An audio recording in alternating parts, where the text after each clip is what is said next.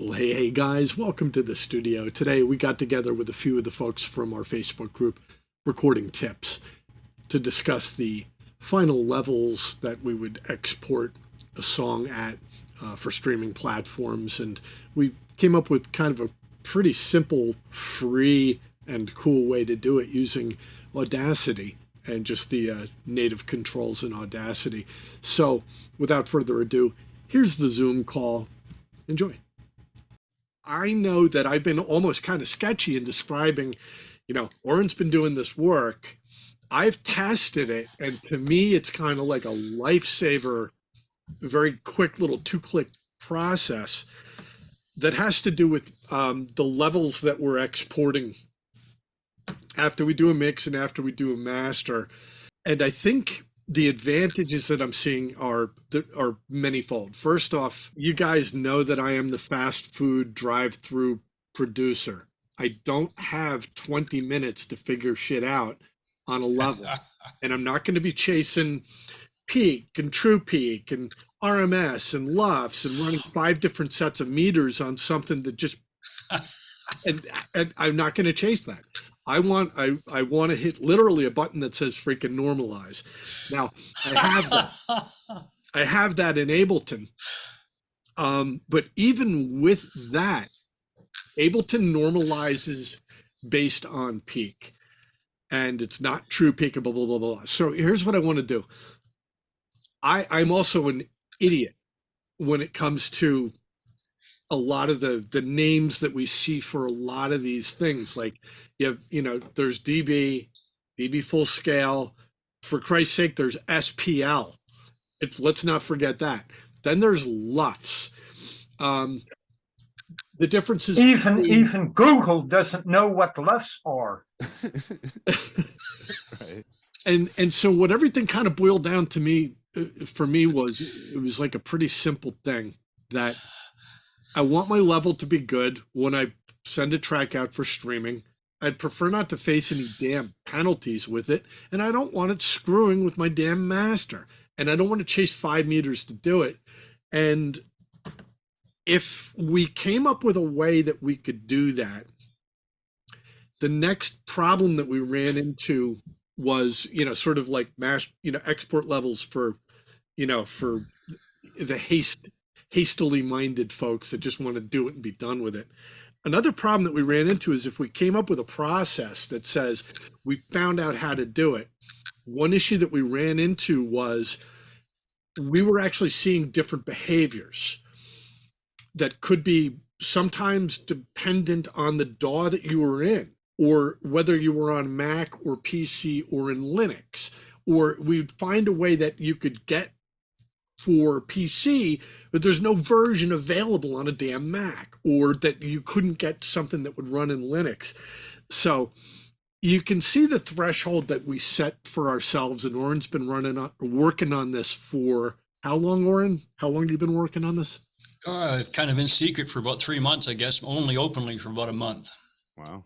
Yeah, and I have been sort of privy to some of his stuff where he'll say, hey man, test this for me, and me like scratching my head like I'm such an orangutan, I'm like, okay, I test something for and I get back to results. This has been going on for a long time. So let me just really quickly summarize. Easy, so that idiots like me can run it. 2, accurate, like dead accurate. 3, cross-platform. And 4, fast. As fast as you could possibly imagine this thing works. All right. Now, with that, I'm sure you're full of questions because we also talked about a lot of stuff we're going to be ignoring. We're going to be ignoring a lot of stuff intentionally. LUFS, we can talk about it, but we're going to ignore it in this process. Oren, correct me if I'm wrong. We're going to ignore LUFS, right? I try, man. I try. All right. And I will just preemptorily say some of the best masters that you've ever heard of the music that's ever been produced was done before they even invented LUFS. And they did invent LUFS. It's a construct. It's not necessarily mathematically valid. Could I say that? It's not even mathematically valid. It's like something they created almost, I would say. All right. So with that, I'm torn. I would love to have just open it up to questions, but on the other side of the coin, I could turn it over to Oren and let him explain in better detail what you just heard me kind of stumble my way through. So why don't we do that? Let's turn it over to Lauren. Bleh. Talk much? No, not much. Let's turn it over to Oren and correct anything that I said that's incorrect. Lead with that and tell us then when you're done correcting me, tell us what your research was and what you came up with. And I do have a demo ready to show here. So you guys know I'm not much for meters, particularly. I do pay attention to them, but I'm not working with them foremost in mind. And I got into a project a few months ago where meters were absolutely necessary, and I fired up some meters and looked them over and tested them out to see how they worked for me, and learned how to use them, and I became aware that they weren't all agreeing with each other. I'd get different readings from different plugins, and even some plugins you'd generate a file and then measure it, and it would actually disagree with itself. And I can't afford that. And the kind of work I'm doing right now, it has to be accurate to 2 decimals or 3 if I can get it. So wait, let me clarify. I hate to interrupt. When you first told me that, I thought you said, I've got it accurate to 2 or 3 decibels. And I was like, that's not accurate at all. Because I heard him wrong. Yeah. He's saying 2 to 3 decimal points. That's what I'm saying. Of a decimal. So you're talking like 0.004 decibels. A very close shave. Yeah. Exactly. Sorry for clarifying that, but I sat there for 5 more minutes listening, and I was like, that doesn't sound accurate at all. Because I mean, no, my speech impediment doesn't help much either. So it's. Oh, I'm there with you. All right, we wanted very, very accurate, and it simply wasn't available. I couldn't find it anywhere. Something that would agree with itself and everything else, and also preferably something that other people could verify it in their own operating system with plugins that worked in their digital audio workstation, until I came up with the plugins in Audacity, and then we went crazy. Let me interrupt one more time. Go. I run Windows, Lauren runs Linux, and we were able to cross-test between those two, but we also brought in Evan Langford to do all the tests on Mac and do the verifications. So I didn't mean to interrupt Oren. No, this is good, man. I need all the help I can get. So you know the legitimacy of the cross-platform testing, Evan managed all the Mac stuff. For you Mac guys, this is tested. It works. We know it works. All right. Sorry to interrupt again. Yeah, talk to Evan, man. Talk to Evan if you don't believe us. Back this up. So that's a story regarding the things I had to do to get some accurate testing. I couldn't get any. I even tried the loudness units full spectrum or full scale, and I lost that pretty quick. But bottom line, you can fire up a copy of Audacity in your chosen platform, and it will measure identical to the platform I have here in Linux. It will be the same measurements. Unfortunately, or fortunately, as the case may be, we're working with decibels, full scale, RMS, or in the case of measuring a single spot in the file, we're dealing with decibels, full scale. Peak, true peak, we can't work in that, and we can't really work in. But we don't care, and tell us why. And this is an amazing part of the research that, because, I mean, raise your hand if you've watched videos on export levels and, people saying, oh, well, true peak, there's penalties. Raise your hand if you've seen that. We don't care. We don't care. And there's the real reason why, without getting too technical, I'll let Oren get more technical with it, is you can't hear it. You cannot hear it. Peak is peak. You're fine with peak. But Oren, if you want to tell us what is the technical thing with true peak, and why do we not care? Well, in between each sample, you get 41 1,000 samples per second, or you get 48,000 samples per second. There are blank spots in the file that anti-aliasing software tends to fill in. It smooths out the bumpy ride, creating a relatively smooth, a perceived smooth ride for the listener. And anti-aliasing software is very good nowadays. It used to be something that would create extra peaks over and above your actual measured decimal peak. And so True Peak was developed to measure where these crappy anti-aliasing softwares would create more signal than you were showing in your peaks. Now, let me interrupt again for one more second, because I came up with like a mental image. Really, and I could draw something on the screen to show you this. But if I'm dealing with a bunch of points within my dynamic range, and up top I got 0 dB, and I will never draw a point above that.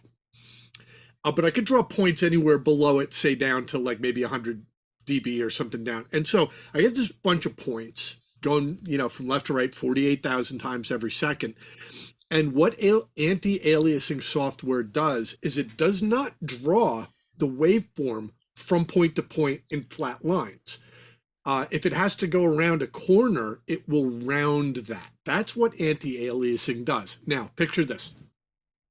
You get up around 0 dB, and I draw 2 points next to each other at 0 dB. They're the loudest you could possibly be. What anti-aliasing software will do is draw the wave curved above 0 dB, like hitting a tennis ball, from one point to the other. And that little bit of the rounding of the curve will take your waveform above 0 dB. And in that instance, older anti-aliasing software was not good enough nor smart enough to have a way to compensate for that. And so you'd have true peaks exceed 0 dB if you had points that sat at or near 0 dB. And so for visualization, that's what I came up with. If I'm wrong, Oren, please correct me, but I did want to share how you could get a waveform higher than 0 dB if you can't draw a point above 0 dB. And the answer is, it's like hitting a tennis ball from 0 dB to the next point at 0 dB. And that curve caused by the anti-aliasing software will temporarily put the waveform higher than 0 dB. First off, am I wrong about that? And is that not a good image? That's better than I could do, man. Yeah, it's deadly. Okay. But the second thing is, we don't care. Now, this is actually fascinating, why we don't care. Why don't we care, Oren? Well, we don't care because old guys like me can't hear it anyway, regardless of how out of whack the anti-aliasing software is. And I don't think anyone else can either. I could be wrong. No, that's a true point. And I would love to, I'm going to send a message out to Ethan briefly, just to say, look, we're under the conclusion that a true peak exceeding 0 dB as created by anti-aliasing software, this little soft curve that might exceed 0 dB, we're under the impression we can't hear that. And I'll send him a message, and whatever he responds, I'll make sure to include in the video if he gets back to me. He's recovering from hip replacement, guys, just so you know, a couple weeks ago. He'd love, if you are ever conversing with him, he'd love a message just like, hey man, how you feeling? I'm sure he'd love to hear from you, because I think he's a little bored. But we're going to go with the assumption that Oren is correct, that we don't care. I have seen information that backs that up. Yeah, the waveform can go higher than 0 dB as part of a true peak, and we don't care. Okay, so we're getting sorted through this. Okay. Shouldn't we ask young members of the group to check with their ears, because they've got better hearing? Oh, I don't trust humans to hear correctly.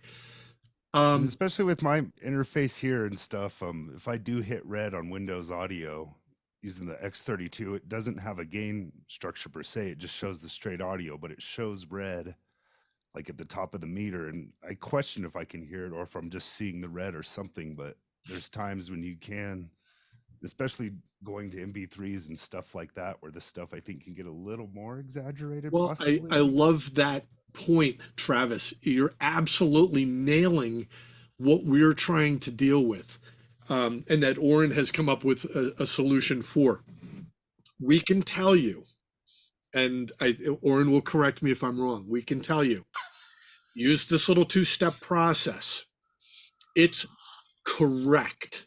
It is absolutely freaking correct. And then if any metering that you run on your system, like, Windows metering, or whatever, Sure. if it says there's something wrong with it, there's not. It's a metering problem, because we Nice. guarantee you the file will be correct. And Oren, am I wrong? You're not wrong, man. You're not wrong at all. No, don't worry. I'll start hollering if you are. Okay. And Yeah. So you can expect this process is so damn accurate that, you're going to show meters peak red, and they're not.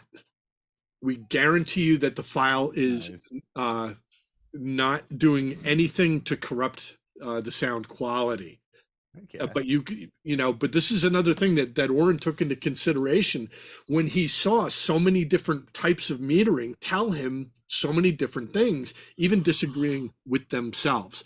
Our main point in presenting this is to show you a way that the file itself will be absolutely the highest possible integrity you could have. And if you have meters that tell you otherwise, you don't care. Nice.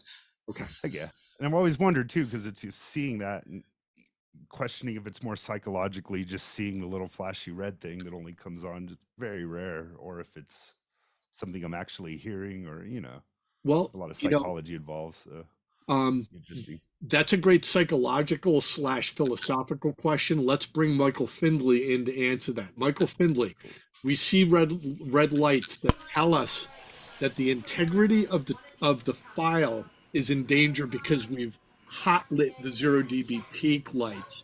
What kind of psychological impact would that have on us if we know the file is correct? Do you think a normal human would probably back it down anyway at that point?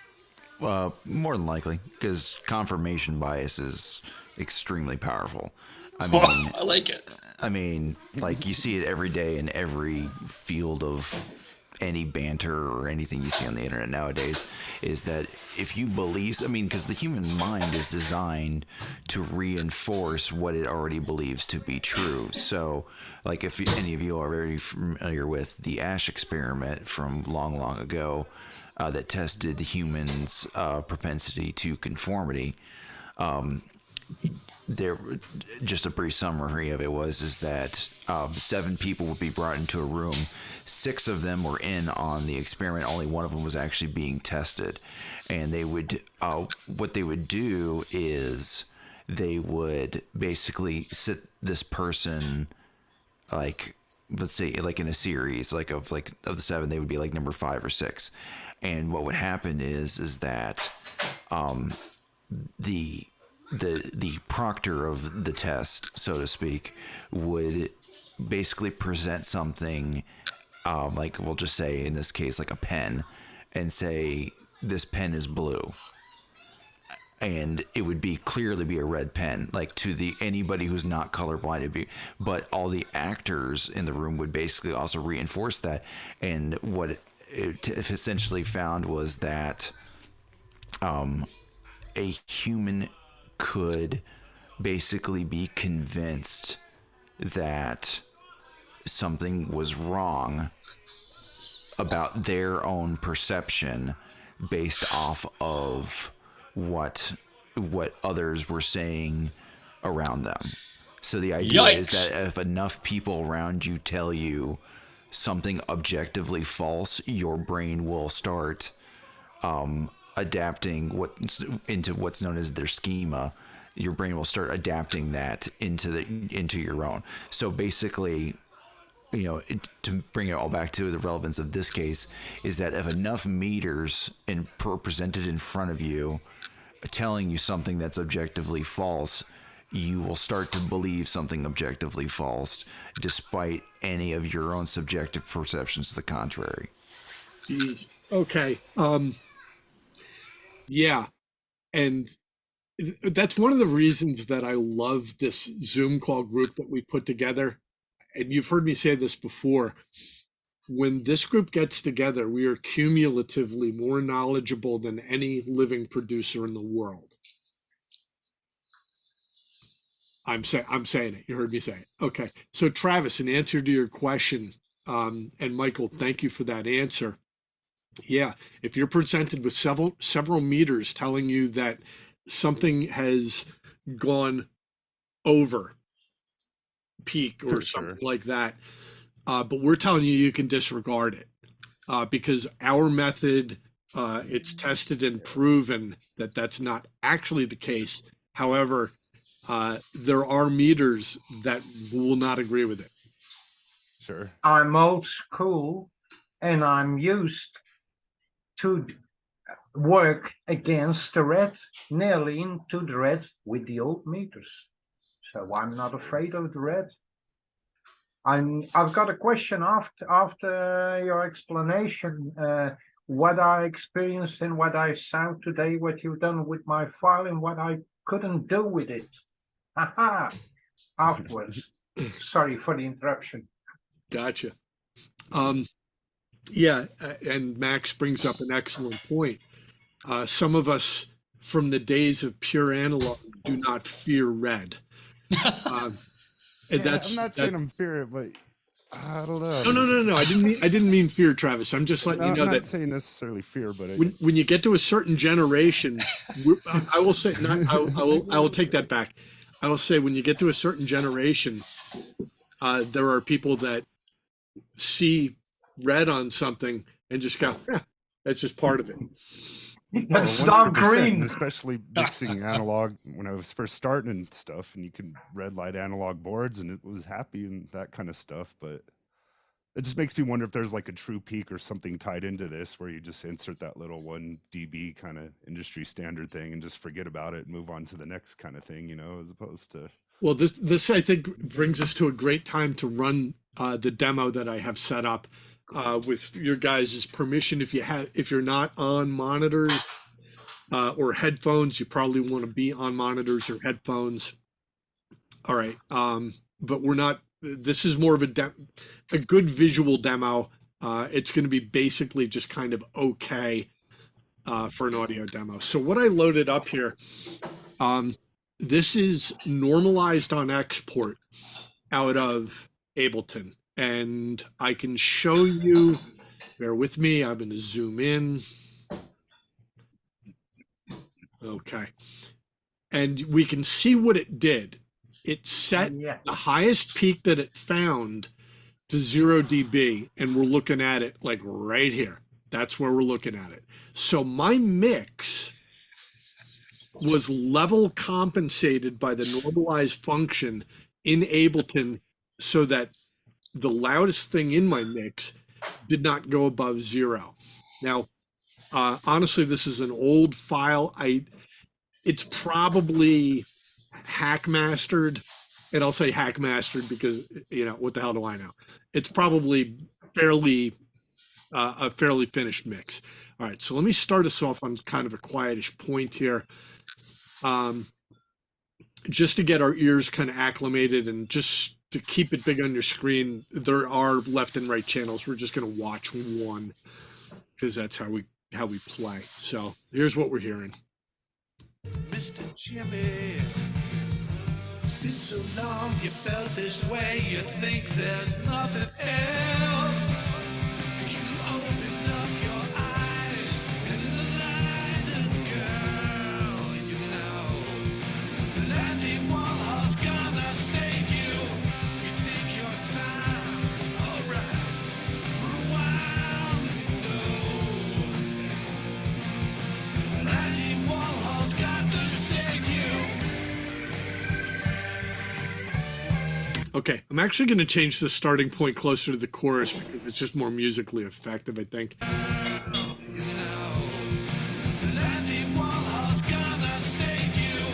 Okay, that's a pretty good clip for us to be listening to.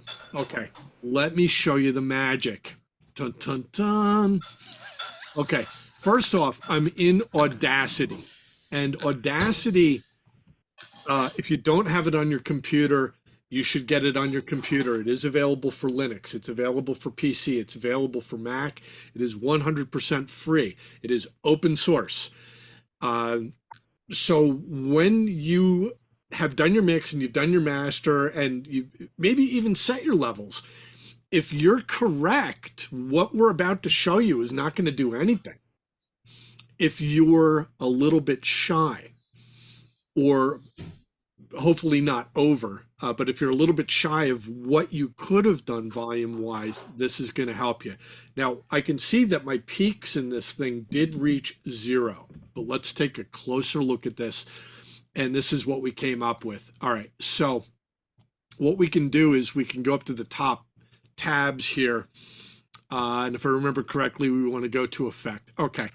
Now, this is a 2-step process, and I'm only going to be doing it to this part of the song because that's how Audacity works. If you don't have the entire clip highlighted, you only like snapshot one little image, it'll only run the process on one little image. So it's only going to do it to this spot. So we'll be able to visibly see. Let me show you again what we're looking at. This white area is highlighted. The area before it is not highlighted. And you can see it's kind of contiguous. It's pretty much you're looking at the same type of file. All right. So I did it this way, and Oren will correct me if I'm doing it wrong. But if I go to effect, the first thing that shows up on your list here is volume and compression. Now, the thing that we found under effect that works with this, and I'm just adjusting the screen here, under volume and compression, you have a list of several things that can happen. One of the things on the list is called loudness normalization. Now, that's the whole list you're seeing on your screen. You can amplify it, auto duck, compress, limiter. Loudness normalization, and we'll talk more about why that means what that means in a minute, and then finally normalize. Now, this is already a normalized file done by Ableton, but we're going to go to loudness normalization, and this is a very, very simple thing to set up. Now, in terms of my normalize, I could either set it for RMS or perceived loudness. Perceived loudness, you want to think of that kind of as LUFS. But we're going to use RMS for this. Oh, and incidentally, if I do perceived loudness, the measurement is actually in LUFS. So you can do that, but we're not gonna, and because we laugh at LUFS now. We laugh at LUFS. All right, normalize RMS to minus 12 dB and click apply. And once you set this, Audacity will remember it. You don't have to change it every time. So I'm going to apply it. Boom, it's done. Let's see what it did. Oh my. Okay, what used to be this is now this. It's loudness normalized. So let's listen to what the clip actually sounds like. And then we're going to listen to the transition as it goes into the processed part of the clip. But actually, wait, before I do that, I do want to do the second step of this because this is a 2-step process. So we're going to go back up to effect. We're going to pull down again volume and compression. I am going to run limiter on it at this point. Oh, and it says I have to select some audio to do this. I'm going to try to grab it to the exact same spot as near as I can. I think I overshot it a little bit. These things happen. All right, effect, volume and compression, limiter, and very simply, if you don't want it to actually do necessarily limiting, it does give you input gain for left channel and right channel, and then limit to dB. is where we set this right here, minus 0.1 dB. Now, it's only a tenth of a dB limitation, and the idea is it's going to keep you safely, that little tenth of a dB, below zero. Now, I know that we don't care about true peaks or old anti-aliasing software that might knock you above zero as true peak, but 0.1 is within the margin of error for even as good and accurate as this stuff is. You don't need to run this at zero, and you don't need to run it at half a dB. 0.1 is all you need. And so 0.1, I'm going to go ahead and apply this. And then under apply makeup gain, just no. So I'm going to apply this, and it will change the file. And you did not actually notice it do anything. Why? Well, it was basically set to 0 dB a second ago, and now it shaved a tenth of a dB off of that, which you can't see it, and I could be wrong, but I'm guessing you can't hear it. All right, so let me start this file again. This is the same bit. Girl, you know that it was gonna save you. You take your time, alright, for a while, you know that it was got to save you. Okay, now I'm going to back it up, and here's why. I want you to hear what this mixed, mastered, normalized file, what happened to it after the Orin process. So I'm going to take you back just like 10 seconds prior, and you can see where it's going to hit. It's right here. All of a sudden, it just gets like there's more volume to it. We're going to let your ears hear it. There's nothing else. You opened up your eyes and the light, girl, you know that it was gonna save you. Now, to my ears, and I was probably the biggest skeptic of this process, because I know what it's like if I just run through a limiter and do these settings strictly with a limiter. I know what it does to the dynamic range of the music, and I am kind of iffy about how I use limiters, and I use them very lightly. I use compression very lightly. And did we hear some of it? Yeah, we did. Yeah, we did. However, I don't think it happened at the expense of the dynamics of the music in terms of my enjoyment. And that's what I care about. I would love to just play this for you guys one more time so that we're definitely comparing apples to apples here. This is pre-Orin, and you can see where it's going to happen. It's going to happen, right? I'll leave them a little mark here. All right, when we get to that line, that's the Orin line.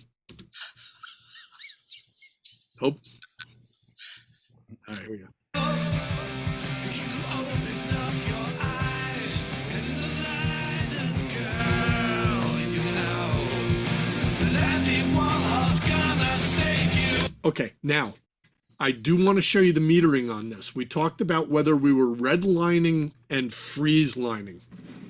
So watch the meters up here, and if it peaks, you'll see it turn red. That's not necessarily a peak. If they stay red, that means you have actually peaked. Watch the meter. We're coming up on the Orin line. You opened up your eyes and the light, girl, you know that it was gonna save you. Okay, now here's why. Let me just remove that limiter. I'm going to just Control Z. I've removed the limiter.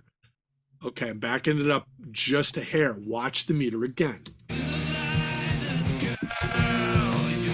See these little red blocks?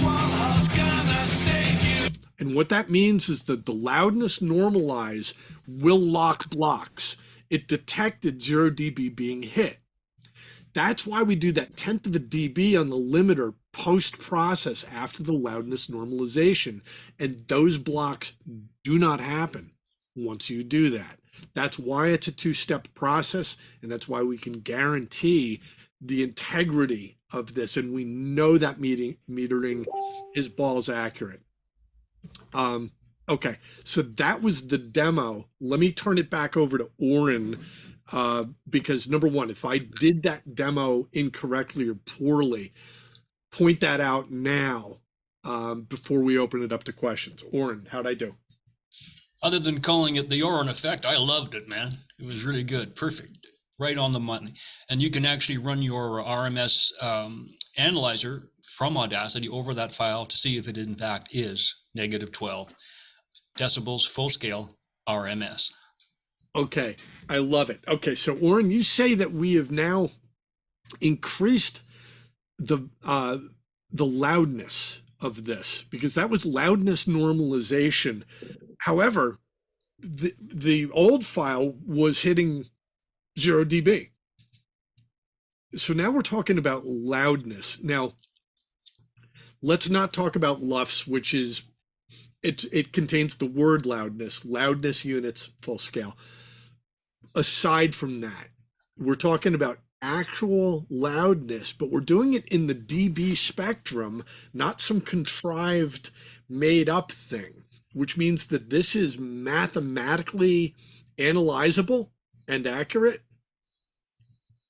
And electrically verifiable. Electrically verifiable. Talk to me about that. I want to know why that is a thing and why is it important? Well, your digital signal stimulates your output to create electricity, which drives your speakers. And it's not a matter of pitch or frequency, it's a matter of gain. And you can stay pure, you can stay mathematically correct until and unless you introduce perceived loudness, which we like to stay away from. Okay, let's get back to that in a second. You're talking about LUFS, and I agree. After seeing this, you get no argument from me. If I never have to look at another LUF, I will die a happy man. I'm not happy with LUFs. I don't like LUFs. I don't like how humanly incorrect they are and mathematically incorrect. I don't like that. And let me give you a quick example of like something that LUFs would screw up. If I perform a song in the key of A, and I'm able to perform it again perfectly, but down a whole step in the key of G. All my volumes are identical, the meters are lined up. I put one into a LUFS analyzer, it'll give me a different answer than the one that I recorded in the key of G because the frequency spectrum has shifted, but the loudness hasn't. I have a problem with, like, if nothing else, that's my problem with LUFS. It is frequency dependent. It's pitch dependent. And you're saying that this is not. I am saying that, yes. Okay. Question for you. If the mix is good and your master is good, and keep in mind, if your master is perfect, this process will do nothing to it. But if it can find a little extra loudness to kind of normalize the loudness in your master, because I know sometimes my masters are okay and sometimes they're better than others, and it's kind of iffy for me with my limited experience trying to do mastering. If my master was good, this thing would do nothing. But if it can find a little extra loudness, it will employ a little bit of extra loudness. And in those circumstances, the mix is good, the master was good enough. This process maybe had a little bit of an effect on the loudness, as we saw here. It got more oomph. It had more loudness to it when we were done, and still maintaining a lot of the dynamics. If I've gone through that process, would I run into a streaming platform penalty? 20 years ago, yes. when they first introduced the whole idea of loudness units in streaming, there was a lot of that going on. They didn't know what they were doing with their software, and it was a mess. In 2023, no problem. No problem. So I want to just make one thing completely clear by asking you this question. Let's say we're talking about Spotify. Talking about Spotify, they got two things that they look at. One is they look at peak. And they say they're looking at true peak, but let's be honest, they're looking at peak. We don't care about true peak. They're looking at peak. We'll be honest, okay? Their anti-aliasing software is not from 1985. They're looking at peak. After our process here, are we exceeding 0 dB and triggering a gain reduction from Spotify if we use this process based on only peak? Will this trigger Spotify for gain reduction? Their software is accurate and our file is accurate, therefore they'll jive perfectly. There'll be no triggering going on. Okay. The secondary analysis that they run is they look at LUFS. They're not looking at the process that we used. They don't look at loudness normalization based on dB full scale. And we're using dB, which is the loudness decibels, of the song, right? Full scale, meaning the entire spectrum of everything going on, and RMS, which means kind of an averaging over time, over a brief amount of time, so they can discount one loud little bit and say, well, on average, blah, blah, blah, blah. And so LUFS kind of does that. And we kind of did something similar, but without the screwed up human manifestation of LUFS. Okay. We do our process. We load it up to Spotify. They're looking at peak. We already know that we're not going to set off any alarms with our peak compared to how they're looking at it because we know our file's accurate. And they're analyzing it in terms of LUFS. But we didn't normalize it based on LUFS. We never even looked at LUFS.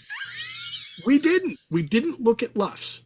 Okay, the mix is good, the master is good, we've run this process. Is there any way that this song is going to set off any alarms at Spotify that is looking at LUFS? Well, you got to ask yourself, are they actually looking at LUFS? And the answer is they're looking at your file. And they're going to transfer the energy of your file into a LUFS, with a LUFS process. So it doesn't really matter how you upload your file in terms of your own loudness control. They're going to be applying the LUFS process to your file. And if I was to think of any way to mess up the process, I would apply LUFS to my file before I upload it. You're taking one confusing standard, applying it to your file, and then having them use their confusing standard on top of it. And I would suggest that might not be the best ploy. Okay. Did I answer your question? It kind of half answers my question, but I have a persistent question. Let's talk about LUFS for a second. LUFS is, as we may be learning, or we may be under the understanding of, that really it's sort of like an average density of volume, on average. Like if I look at a Rob Zombie song, and it's this wall that never ends. On average, that's very loud. And so that might have LUFS that would trigger Spotify to say, let me turn this song down 2 dB. Because on average, we see it's kind of too loud. Well, assuming that we're not producing mayhem, the sausage meter, we're not producing mayhem. In other words, we're putting out fairly dynamic stuff, right? We're putting out fairly dynamic stuff. And because we are producing stuff that's fairly dynamic, and we run it through this process, do you think that using this type of loudness normalization would get the LUFS to a point where Spotify would have a problem with it, even if they are looking at LUFS, which we're not? No, not even a problem. It's probably the safest thing you could do. Okay, so you're talking about a safety concern in the instance that I'm putting out a sausage file, that I'm putting out just this blanket of sound. In that instance, I would agree. Run it through a LUFS meter and do your alterations of settings at that point. But I don't produce sausage file music. It's not what I do. And I mean, this is a pretty fair example that I have on screen here of what I typically get after I normalize something out of Ableton. I normally get something like that where my peak reaches 0, and yet my track does not necessarily sound loud. So when they're doing a loudness normalization like this, if I had been a little bit more if I'd been putting a little bit more work into my mastering prior to this process, in terms of like applying limiters and compressors, maybe some EQ work to kind of get the loudness of my file louder without, you know, peaking above 0 dB.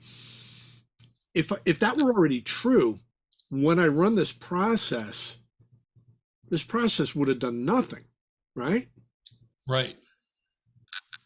Okay, so for me, being the fast food drive-through of producers, you know, and you guys know me, you know me. I don't ever spend a half hour dialing anything in. I mix it. I mix while I'm recording. When I'm done recording, the mix is done. I send it over to mastering.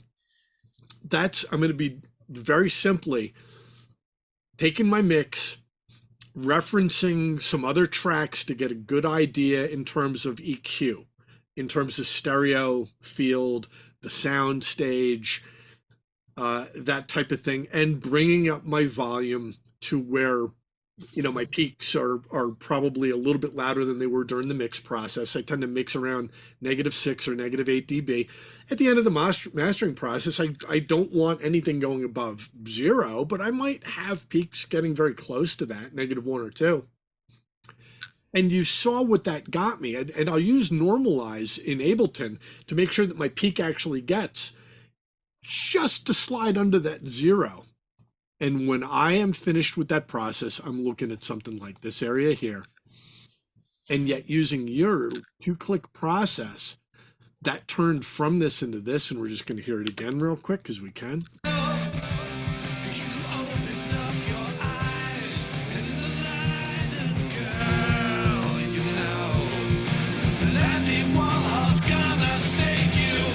Okay, now I hear that as better because that's what we do as humans. We hear louder as, oh, that's a better mix because it's louder. But I can do this, and I can rest assured I am not peaking above 0 dB, guaranteed. I have a limiter set there at -0.1 dB. And I know it's accurate because compared to all the metering that you tested over months and months and months, we know this one is accurate. We know this is actually the accurate one of all the ones that are out there. Also, we know it's available on every platform, Mac, Linux, Windows. Is there any reason that when I'm done with a mix and mastering, but before I upload, is there any reason I really shouldn't run it through this process? Is there any downside to doing this? I can't think of one. There might be one, but I'm sure there's somebody who could think of one, but not me. Well, you know, I think sort of the safety net for me is that as my mastering gets to the point where I'm using, you know, dynamics and maybe like, you know, multi-band dynamics and stuff, and I get my loudness up to the point where I get a good kick to the music, not Rob Zombie noise, but a good kick to it. And I put it into this process and see it do nothing to it. At that moment, I kind of win. Yeah, it's a true test, man. It's a true test. But if I have fallen short, I'm only 2 clicks away of this thing saying, hey, it can be this, and we just did it for you. And let your ears be the judge. and we're not going to be setting off any alarms on any streaming platforms. We say alarms on streaming platforms because I think like loudnesspenalties.com is one of the biggest bullshit things that exist, and calling this penalty, and sorry for cussing, but these penalties and this kind of stuff here that we're talking about, is a 2 dB gain reduction during encoding like a horrible thing?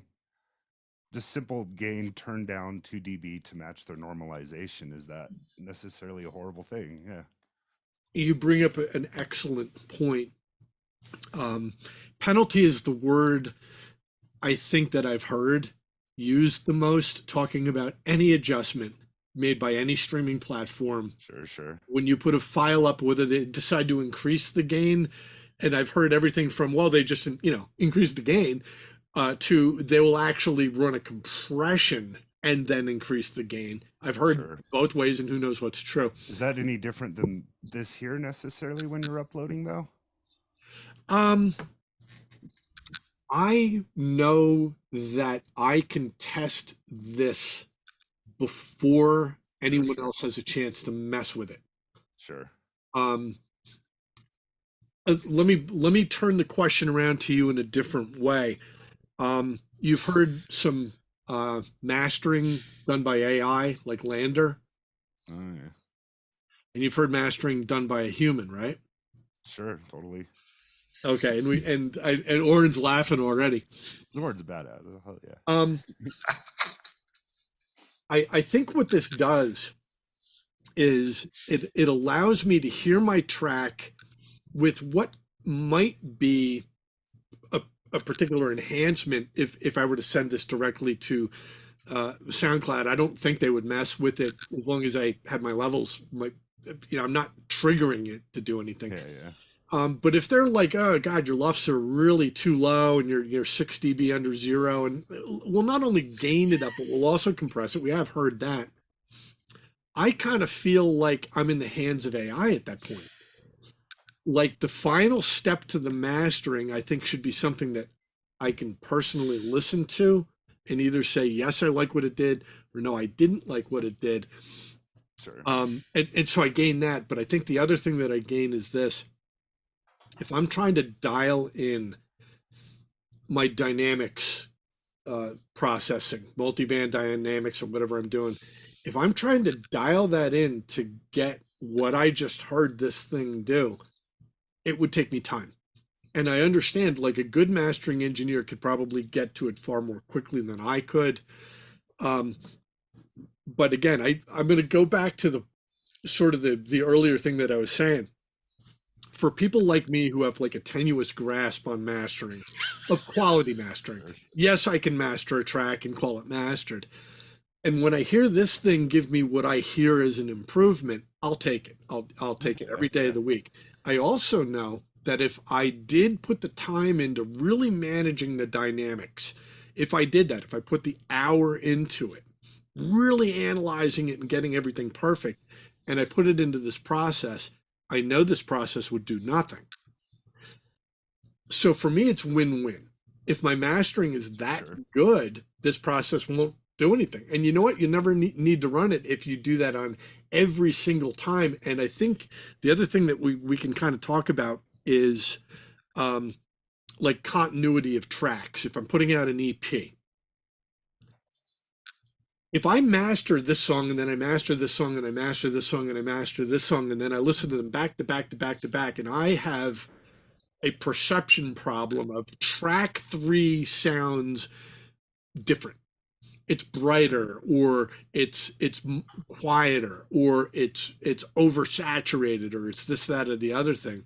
I think this process gives me a conformity where I can say all 6 tracks have been dealt with identically. The master that came into it, might have been affected more so or less so by this process, but I think that I get a real continuity at the end of several tracks. But let me ask Oren about that. Is that a fair assessment, or am I reaching? That's better than I can do, man. I'm sold on it now. I had questions before, no longer. So you could do like a bolt kind of thing and run all the tracks at once, kind of. And Well, remember, Audacity allows you to separate out whatever you want. Like, as an example, I could just highlight the chorus and apply that only in the chorus to make just the chorus bigger. But because I have my settings preset to what Oren recommended, which was the minus 12 dB loudness normalization based on dB full scale, not LUFS, and I'm getting this kind of results out of it. I think, from one song to the next, songs have a different kind of everything about them. They're in a different key. They're this, that, and the other thing. But we know LUFS can actually mismanage something based on pitch. Something done in the key of A is going to be managed differently than something in the key of G, because it's going to go, haha, you've triggered my trigger frequency, but you didn't do it in this version, even though it's the same damn thing. This won't do that to you. So it got me the other day, like a cool little experiment. I took was like an 80s version of Dark Side of the Moon on CD and burned the whole thing down with waves, then dropped it in and analyzed the LUFS there. And just I was going to do that before this. Was just insane. Yeah, I was going to do that before this just to show it. But you read my mind, number one. And number two, I think you're exceptionally intelligent because you think like me. I'm not self-serving. Nice. Wait, I missed the tail end of that. So are you just saying that you could still see tons of dynamics more than you expect today when you downloaded that?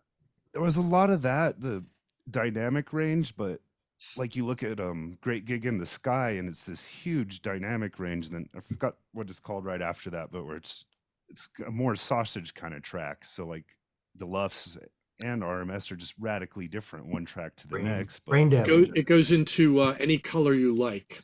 Oh, yeah, any color you like, exactly. Yeah. Yeah, that's a less dynamic track. That's a tough album when you're talking about analysis of dynamics, though. It is one of the best. But I think that's another good reason that we could potentially learn a lesson from that, to say, look, the original master for that, and I know they remastered it back, a couple of years ago. Again, the original master for that was very listener dependent. If when they get to the point when they're going like, when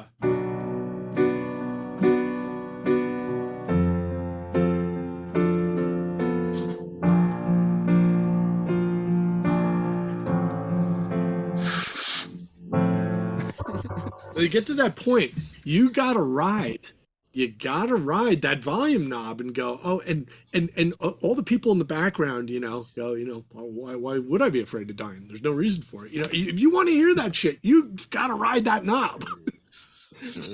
And forgive me, because I'm so bad with names. Who was the lead engineer on that? Was that Alan Parsons? Yes. That was the turning point of Pink Floyd. Well, yeah, it's sound-wise. Yeah, I think in a commercial sense for sure, because they had all the albums that led up to it that were modestly, and then Dark Side of the Moon just really put them on the map. I'm going to go out on a limb though and say I think their best album, personally for me, was Animals. Though I don't think Animals was really as big as like The Wall. I don't think it was as big as Wish You Were Here. And there's a lot of great albums, but that's a tough one, Travis. I think when you say, and I love that you looked at the dynamic range of that particular album, because I think that's sort of a very definitive moment in dynamics. And it was still good before everything became singles and squash, and Yeah. So are we saying from like a practical work floor sense that we just mix as normal, master as normal, and then just run it through Audacity with a loudness normalization to -12? And then a limiter set to -0.1, two-step process. Okay. You can choose any level you want. -12 is just a comfortable spot. I mean, if you want it loud as hell, put it up as high as you want and see what happens. You can kind of push it till it sounds bad and then back it off one decibel. It's It's your call, man. That's true, but I want to interject real kind of quickly on this. I think if you're gonna do that, if you're gonna reduce the dBs down to like -6 dB, you can almost think of that as similar to I'm reducing the dynamic range down to 6 LUFS, and you know what shit sounds like when you're running it like at 6 LUFS. Oh yeah. So when you make that decision, I think the implied warranty that Oren is trying to present to the group of practicability. Michael, what's the correct word? Practicability or practicability? In practice. Are you talking about practicality? Practicality. Thank you, Michael. You may call me like you want. Yeah. In terms of practicality, if you do the settings the way that we recommend and we have tested the -12 dB on the normalization, the -0.1 dB, and with those settings, what you're really talking about is a mathematically verifiable, electronically verifiable. This is a file that is has everything that you want in your master. And if you need a little bit more dynamic range, if you listen to it at the end and go, oh, well, I don't really hear that as squashed. But if you do, you can increase the level from -12 to -14 or -16. I wouldn't go so far as to say that you can safely reduce the dB and then put this on Spotify and then come back to us and go, hey man, your implied warranty was bullshit, because they did a 2 dB reduction when I put it up on Spotify because of the LUFS.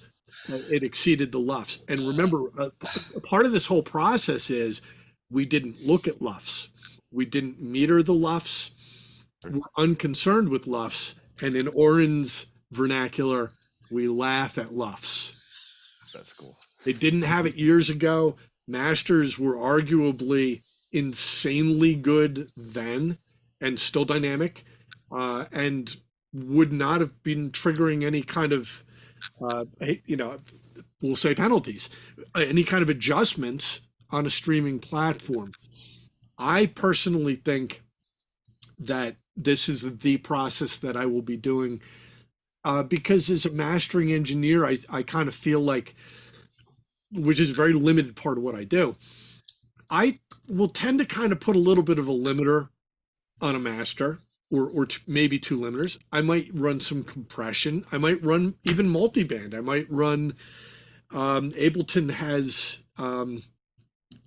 over the top version that you can do that and actually blend in parallel, and it just fully compresses the treble, the mids, and the bass into a sausage, and then you blend that in, and it has a very similar effect to this. You hear the volume come up, but it won't mess with the peaks. But I normally use like an SSL channel. However, I will say this: I am never happy with how I manage dynamics on a master. I think I'm okay at it in a mix. I think I'm okay applying it to drums or bass, which, I do the 2-channel highs versus lows on a bass, and I have tricks. I have tricks that help me do that a lot, I think, during the mix. But I'm never happy with my masters, and I don't think they stand up, which brings me to one of my final points. We had a Zoom call here about referencing, where I had put together 15-second clips of 8 different songs, including I've Seen Fire and I've Seen Rain and Rob Zombie and Yes and Talking Heads and Metallica and Pink Floyd off Dark Side of the Moon. And I just built it into a single file, and that's a downloadable file in our video on our YouTube channel if you want to hear my thing. And Oren's reaction, I was so supportive of this. And by the way, this, I know I'm like jibber jabbering the most on this, but I wanted to let you know like how someone with limited capabilities is trying to deal with Oren's ideas. This is all Oren's baby, but he had an excellent point. He was like, why wouldn't you run your reference tracks, your little 8 clips of 15 seconds of all different types of music? Why wouldn't you run that through this process, through the Oren process, and then reference your master against that, knowing that if you're going to be running this process on your master at the end, you really should be comparing apples to apples. And I may have said that wrong. So, and I probably did. So, Oren, talk to us about referencing and what this tool might do for a track that we are choosing to use as a reference track and why. Well, if the way people hear music involves a louder track sounding better emotionally, you're going to be messing with your result unless you create a track that is as loud as you want your target track to sound. If you're moving your reference up and down to get it where you want your eventual track to be, then there will be no conflict, no emotional conflict. Your stuff will sound as good as the reference track and no better. And there you have it. And I think that when we were talking about referencing before, and I was saying, you know, if I got a hard rock track and I'm only referencing against Leper Messiah from Metallica, and I'm going back and forth and I'm kind of dialing my hi-hats and my snares and, you know, bass and kicks, and I'm basing it on that, what I'm going to end up with is a mix of a song that might not necessarily sound like Leper Messiah, but my master sure did, because that's what I referenced it off of. However, when in the old video, what we did was we said, what if you're flipping around the radio stations and you're going, oh, okay, I listen to rock stations, and you're hearing 10 seconds of Van Halen, then Pink Floyd, then Yes, and then Rob Zombie, and then this, and then your song comes on. Does your song stand up? And I think that's why the snippet referencing, your ears will acclimate so quickly to what sounds good. It doesn't have to be a particular one song or maybe 2 songs that you're referencing off of. Like I used to use Steely Dan Peg as a reference regardless. I'd be putting out like some Swedish death metal crap, and I'd be referencing it off Peg by Steely Dan, knowing that that was a good mix. And I got to say that my mixes actually turned out pretty good as a result of doing that. But I think Oren has done one better. I think he's, for me, given me the idea, what if I am flipping through stations and I'm listening to these 8 masters in a row, little 10-second clips of each one, and they have been run through this process that I know mine will be ultimately. Does my track stand up? And logically, I can't argue with it. I have not tested it yet. But logically, I can't argue with that. And I think it's a fantastic idea. Oren, is there anything that you want to add to this discussion? No, I just wanted to be sure that I was able to compliment Michael on the sound of his microphone. Man, that thing is like heavenly. It's not just a microphone, just pulling back the curtain.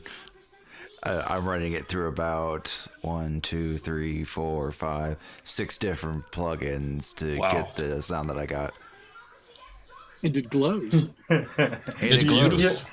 You could have said it's the quality of my voice. Hey, now y'all just get to hear the dulcet tones of my voice more clearly. It sounds good, man. Yeah, really good. Yeah. And I just wanted to... Yeah. I want to, at this moment, I have not had a chance to say hello to Adam, the newest moderator in Recording Tips, and congratulate him. Oh, yeah. The man with the nice socks.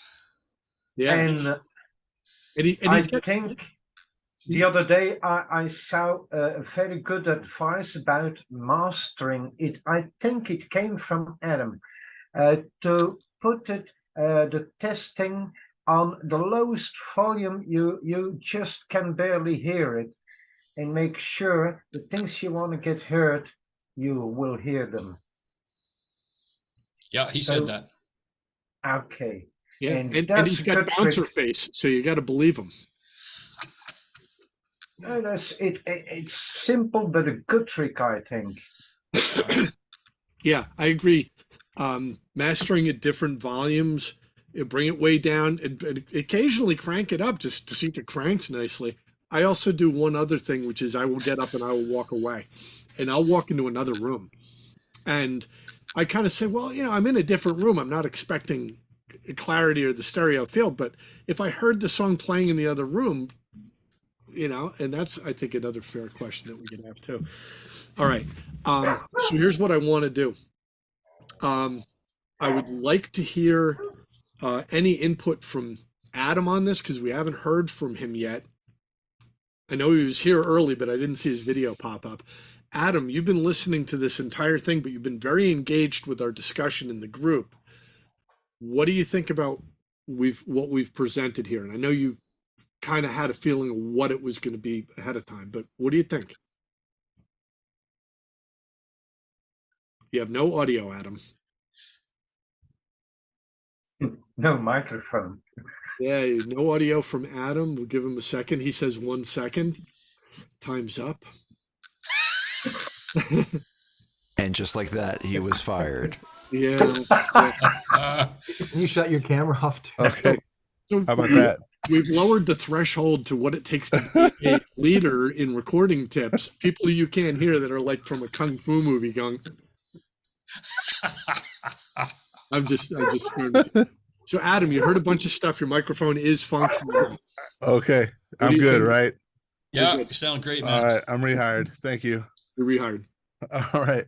I've been in and out of this thing, so I mean, I haven't heard the whole conversation, and I'm still learning. I've just started trying to master on my own, but it's all very interesting. I'm still on the fence about LUFS and RMS.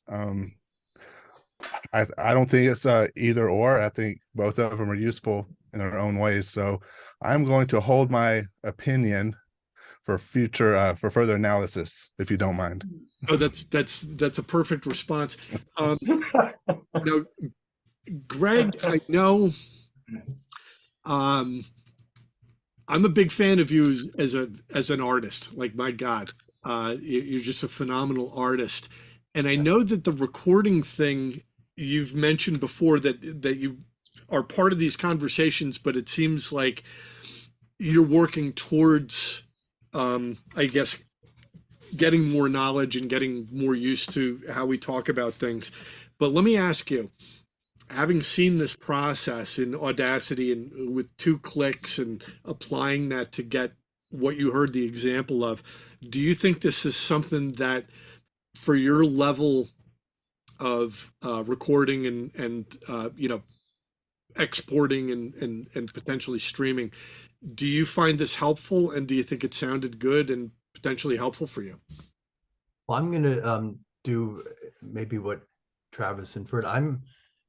So I use Ozone 10, like or bad. I think it's pretty helpful, and I use its AI module as a starting place, and I do a lot of work and tweaking, and I've learned to, I think, get to a pretty good place actually, where peaks are okay, and the relative whatever you want to call level compared to other things I reference is pretty good. I'm going to take a track or two and do my best and then apply this and see what it does. The other thing I'd like to see us do is even now, or maybe you want to do it and post it later, with the implication was change the RMS. I want to see if Audacity progressively squishes this as you really try to push it louder, and if there's some point we really hear like this is not a good sound to me. So I'm going to take a couple of files, and I don't have Audacity, but I'm interested to get what's my best, and then what does it do from there. I'm curious to see what that will sound like and look like. Yeah, gotcha. I think the reason that we were putting this forward as a process that happens in Audacity was for the simple reasons it's totally free. It can function on any of the main platforms, we have tested it to prove that it is in fact accurate, where we're not seeing that in everything. We're not seeing accuracy in everything. So you can have it for free. It's open source software. It works on every platform, and you're 2 clicks away. And it doesn't mean you have to go with its recommendation. We also know that if your master was masterfully mastered, it's not going to do anything. It's for more like, I think, guys like me, and it might just be even a question mark. How is my master really kind of sitting at a level that if I was flipping around stations and my song came on, would it sound muted or weak or distant or something? Even though my meters were telling me it's right, do I gain a benefit from it? So that's why I think we're recommending Audacity for this particular thing. I know it's more software. I know you export from your DAW and then run it, but you can always A/B it. Yep. Can I put Oren on the spot? I'm always on the spot, Greg. Yeah, I live on the spot. So the project you're doing and the file I gave you, how much did you feel like oh my gosh, this, just a baby bird fell out of a nest and I have to do a lot. I'm just curious. So you're judging me now, but what did I give you in terms of the file I gave you, and how much did you feel you had to work it to get it to a presentable master? It was it was impeccable. I could have used it as is, but I like to play with stuff, so I played with it as much as I could, and then I backed right down till the stuff I was doing to it didn't interfere with it, and it was a minuscule bit of attention, mostly bringing the level up to that negative 12 decibels full scale. But man, it was a great file, and really all of the little tricky things that I normally do on a master, they didn't sound good once. They were overkill on all the stuff you gave me. So but a follow-up question, if I may. Did you run this process on Greg's master? I never work without it, man. Never work without it. So that's a pretty high accolade, because we know and I'm going to be in that same boat now too. As my mastering improves, I will A/B it here, and if I don't hear it doing anything, then I'll know, yes, I am getting that fullness that I want in my music. I sent the finished track to a really, really knowledgeable fellow, Greg, and his comment was glorious. Sweet, very nice. Yeah, well, it makes me look good too, man. Well, it gives me some confidence too. Everything's there's always a learning curve and a trajectory, and there's days I feel like I don't have a freaking clue what I'm doing, and there's other days I say, hey, I've kind of learned a couple of things in the last year. So there's a constant cycle of that, I think. It's killer stuff, man. Yeah, I love your stuff, Greg. Big fan of you as an artist, for sure. And your engineering. Let me ask, I got to go, but I want to ask you guys a question I wanted to post to the group, but 1,000 people don't have to answer this. Where do you guys think the best place is to put your files where you're not going to annoy the snot out of people? Like SoundCloud is starting to just get super annoying, and I don't expect even stuff to be free, but where can I tell my friends, go listen to some tunes, and they're not going to get a bunch of garbage back? I mean, SoundCloud starts populating your login with all this other artist stuff. I don't even want to, I don't want it there. And it just kind of, in the last couple of months, it seems like, I know they're either paying the bills or they're buying Jaguars. I don't care, but it looks like it's, I just want a simple place is Bandcamp good? Like, where do you guys like to not have your friends feel like they're going to get, YouTube for listening to your music? Put up a still photograph and run it in YouTube. Because good enough. That's one of my problems, I think, that I have with Spotify. I'm at the point now where I can't run Spotify on my computer because I went to great lengths to disable all the crap, to the point where it doesn't even work for me anymore. So I can't listen to Spotify. SoundCloud, I know what you mean. They treat it like Pandora. They're gonna hey, you've built a radio station based on your one track that you wanted to listen to, and it doesn't end. And and here's 5 other. And you know what they tell me I love? Basically like rap and stuff, like stuff I never even listened to. It just comes flying in because of what they think I've listened to or like. Oh, we'll make you like rap. No, but no, YouTube seems like the simplest place. I like that. Good idea. Yeah, and if I'd you like to really throw a want vote up too mass, for Bandcamp, and I'm sorry. yeah, if you throw a really vote want up for- mass, DistroKid, because DistroKid will put it on all the platforms, and then your listeners can say, "Well, I'm comfortable with this platform more than that platform," and it's just available to everybody, and there's a fee involved with it. So That's easy. DistroKid's dirt cheap by comparison to a lot of other distribution services too. So I have a few friends whenever I mention that. actually listen to stuff, or when I actually do intend of releasing stuff, I'm gonna go through DistroKid. Okay, I'll check it out too. I want to One throw it out friend there with mentioned that. Bandcamp too. It's a good way for people to just jump in and actually buy your stuff and give you money directly if they really dig it. And Okay. like one of the last albums I did, they did like a little pre-master on there and actually covered all of their production costs just on Bandcamp. It's nice. Yeah, I got a friend that uses that too, actually. yeah. All good suggestions. Great. Does DistroKid also put you on Bandcamp? I believe they're separate. Okay, I didn't because I know DistroKid's like most major platforms, and I couldn't remember if Bandcamp was on the list, and I didn't think it was, but I wanted to make sure. I think they're a little more independent and kind of off doing their own little things. So Yeah. A lot of artists I see will distribute it on both. Right. Yeah, that would make sense. That would make sense. All right, people. For those of you that are going to watch the Super Bowl, and I will be watching for the commercials, and we actually have company coming over. I cannot thank you for this. I can't thank you enough for all of this. Oren, thank you for spearheading this entire thing. I was kind of brought up to speed at great haste and at the last moment, and tried to run the Zoom call as I am wont to do.